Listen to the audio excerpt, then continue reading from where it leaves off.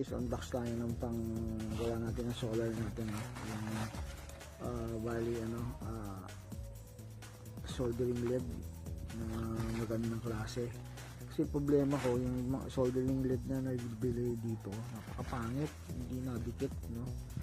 So ang hirap gamitin pa nag-spot. So ito yung isang lead na maayos siya. Hopefully madikit na natin yung mga kailangan ayusin sa solar panel, no? So mura lang to, nasa mura lang siya guys, pang Lazada. Diyan mahal. Yan, basta Diyan mura, mumurahin ka ng yan. dyan. Okay, Kung bumili ka na sa mahal, Lazada to. mamahalin ka na.